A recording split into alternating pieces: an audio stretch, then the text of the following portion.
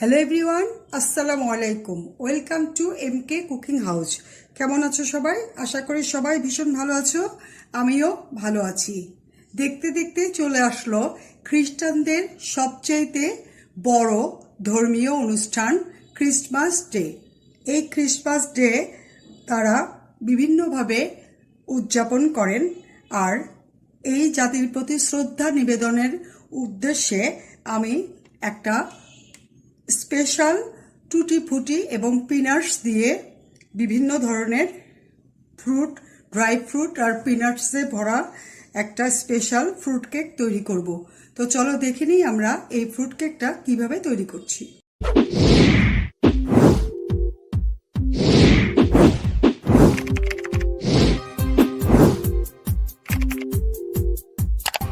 Christmas day উপলক্ষে আমি একটি বিশেষ ফ্রুট কেক তৈরি করব। তার জন্য একটা অরেঞ্জ নিয়েছি। এই অরেঞ্জটা আমি প্রথমে জুস বানিয়ে নিব। এখানে আমি অরেঞ্জ দিয়ে জুসটা করে নিয়েছি।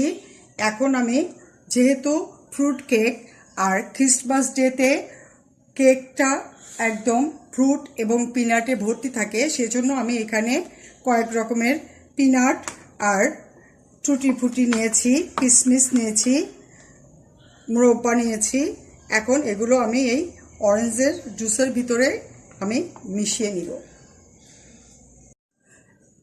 ক্রিসমাস ডের স্পেশাল ফ্রুট কেকের জন্য এখানে আমি কিছু ড্রাই ফ্রুট এবং পিনাট নিয়েছি। এখানে আমি কিছু চীনাবাদাম গ্রাইন্ড করে নিয়েছি কাজু বাদাম, পেস্তা বাদাম, কিশমিশ, ড্রাই ডেট আর টুটি ফুটি, এবং এটা নিয়েছি মুরব্বা।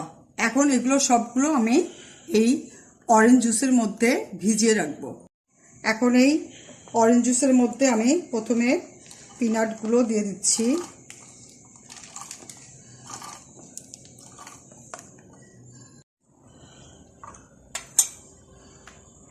সবগুলো ড্রাই ফ্রুট আর যে টুটি ফুটি, পিনাট, এগুলো সবগুলো আমি এটার ভিতরে দিয়ে দিচ্ছি।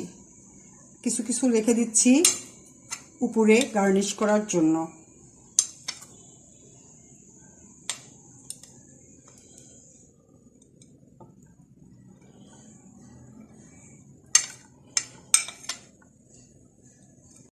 এখন আমি এগুলো সব সুন্দর করে মিক্সড করে ভিজিয়ে রাখছি।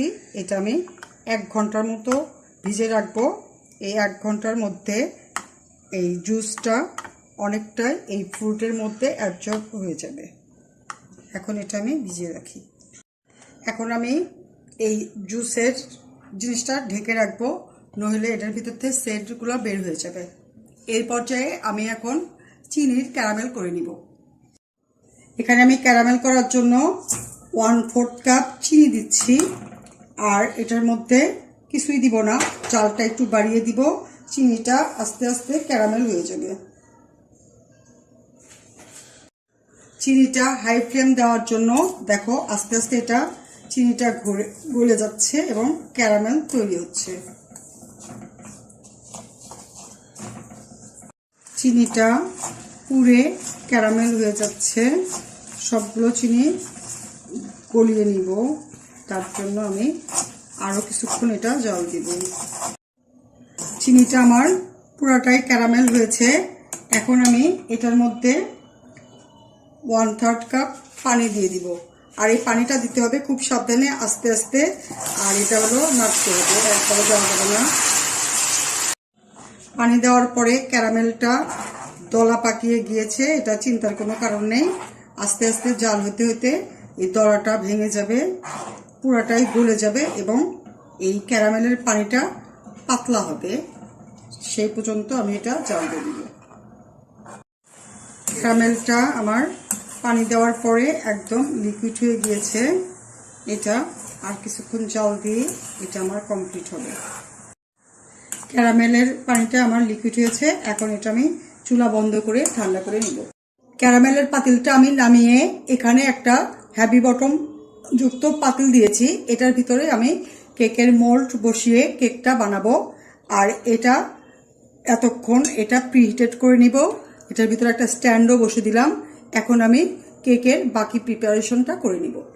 আমি যে মল্ডে কেকটা তৈরি করব সেই মল্ডটা প্রথমে আগে আমি ঠিক করে নিব। তার জন্য এটার মধ্যে আমি দিচ্ছি সামান্য তেল।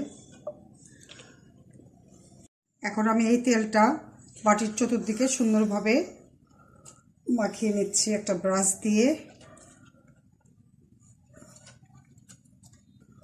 আমি এটার ভিতরে কোনো বেকিং পেপার দিব না, এটা আমি ময়দা দিয়ে আর তেল দিয়ে কোট করে নিব। এভাবেও কোট করে কেকটা বানালে ডিমল্ট করতে সুবিধা হয়। এখন এটার মধ্যে আমি ময়দা ছিটিয়ে দিচ্ছি। কিছু ময়দা দিয়ে এটা চতুর্দিকে আমি এরকম ঘুরিয়ে ঘুরিয়ে এটা কোট করে নিব।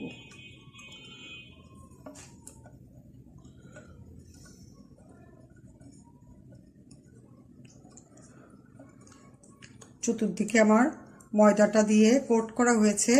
এখন এই বাড়তি যে আটাটা আছে ময়দাটা, এটা আমি ঢেলে অন্য জায়গায় রেখে দেব।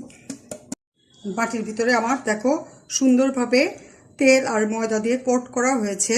এখন বাড়তি আটাটাও আমি ঢেলে ফেলেছি। এখন এটা আমি এক সাইডে রেখে দিব। এখন আমি ব্যাটারটা তৈরি করার জন্য এখানে দিয়ে দিচ্ছি 1/4 কাপ লিকুইড মিল্ক। লিকুইড দুধের মধ্যে দিচ্ছি 1/3 কাপ রেগুলার তেল। এখানে তোমরা বাটারও ইউজ করতে পারো। এখন এখানে আমি দিচ্ছি 1 কাপ ময়দা। এটা আমি অল্প অল্প করে এটার মধ্যে চেলে নিব। ময়দাগুলো চেলে নিয়েছি। এখন এটার ভিতর দিচ্ছি আমি 1/2 চা চামচ বেকিং সোডা আর দিব 1/2 চা চামচ বেকিং পাউডার। এখন এটাও আমি ভালো করে চেলে নেব। সবগুলো শুকনো ইনগ্রেডিয়েন্ট আমার চলা হয়েছে। এখন এই অল্প একটু বেঁচেছে, এটা আমি ফেলে দিব। এখন এটা আমি খুব ভালোভাবে মিক্সড করে নিব। এখন এই ব্যাটারটার মধ্যে আমি চিনির সিরাপটা দিয়ে দিচ্ছি, ক্যারামেল সিরাপ দিয়ে আবার ভালোভাবে মিক্সড করে নিচ্ছি। ব্যাটারটা আমার ফেটে নেওয়া হয়েছে। এখন এটার ভিতরে আমি ড্রাই ফ্রুটগুলো দিয়ে দিব। এটাও 1 ঘন্টার মতো রেখেছি।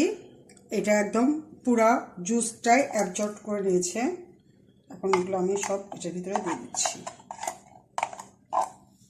দিয়ে আবার এটা আমি মিক্সড করে নিচ্ছি। আমি এই কেকের মধ্যে যে টুটি ফুটিটা ইউজ করেছি এটা আমার ঘরে তৈরি। এটার একটা রেসিপি অলরেডি আমার চ্যানেলে দেওয়া আছে। আই বাটন অথবা ডেসক্রিপশন বক্সে আমি লিঙ্ক দিয়ে দিব, তোমরা দেখে নিও যদি মনে হয় দেখবে। ফ্রুটগুলো আমার সবগুলা খুব সুন্দরভাবে মিক্সড করা হয়েছে। এখন আমি এটা মল্ডের মধ্যে ঢেলে নেব। আগে থেকে আমি মলটা রেডি করে রেখেছিলাম। এখন এটার ভিতরে আমি এই ব্যাটারটা ঢেলে দিচ্ছি।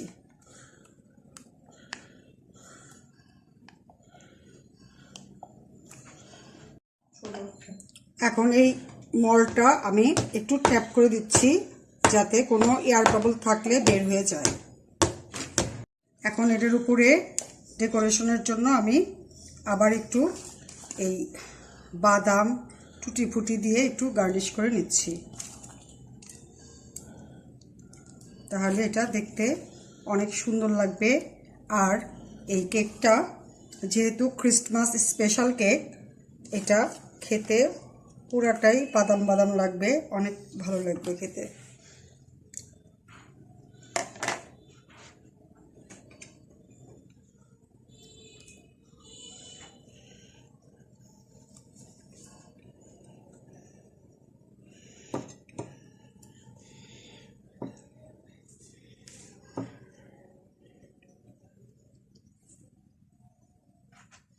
এখন আমি এই পাতিলটা প্রিহিটেড করে নিয়েছি। এখন এটার ভিতরে আমি সাবধানে কেকের মোল্ডটা বসিয়ে দিব।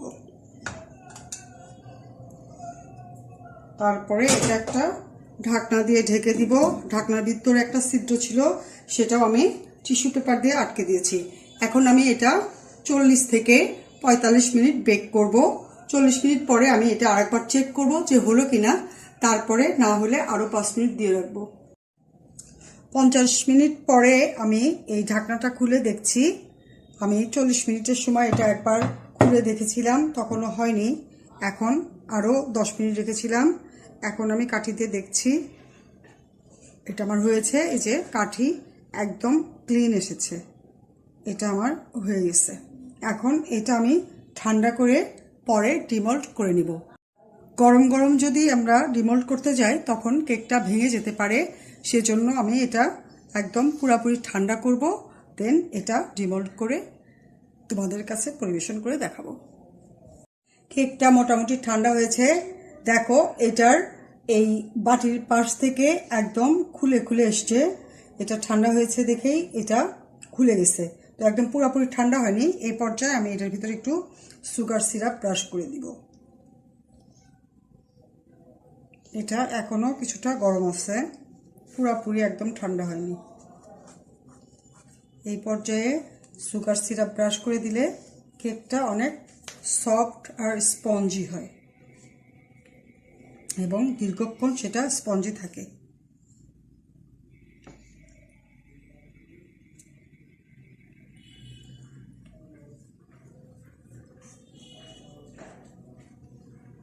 কেকটা আমি এখন ডিমোল্ড করে নিব, তার জন্য একদম সাইড থেকে ছেড়ে গেছে, তারপরেও আমি আরেকটু চাকু দিয়ে ছেড়ে নিচ্ছি। এখন আমি এটা বাটিটা খুলে নেব।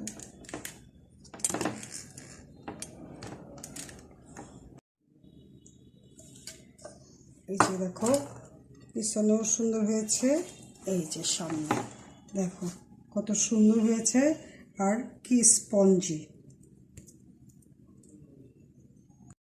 এই যে আমি কেকটা ডিমোল্ড করে নিয়েছি, দেখো এটা খুব সুন্দর স্পঞ্জি হয়েছে।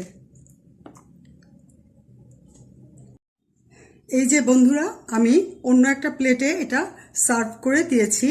এটা কতটা স্পঞ্জি হয়েছে একটু আমি কেটে দেখাচ্ছি। ভিতরে কত সুন্দর পিনাট আর টুটি ফুটিতে ভরা একটা দারুণ মজার আর দারুণ অনেক হেলদি একটা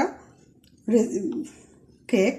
এটা তোমরা বাসায় অবশ্যই ট্রাই করো, আর এই ক্রিসমাস ডেতে তোমরা এটা সবাইকে মিলে খেতে পারো। দেখো জিনিসটা কতটা সুন্দর হয়েছে, এই যে একদম স্পঞ্জি। এটা দেখতে খুবই সুন্দর আর খেতেও অসম্ভব মজার এবং হেলদি। তো দেখে নিলে এটা তোমরা বাসায় ট্রাই করো, বন্ধুদের সাথে বেশি বেশি শেয়ার করো, কমেন্ট করো। আর যদি চ্যানেলে নতুন হও প্লিজ সাবস্ক্রাইব করো, আর যদি অলরেডি সাবস্ক্রাইব করে থাকো তাহলে অনেক অনেক ধন্যবাদ। সবাই ভালো থেকো, আল্লাহ হাফেজ।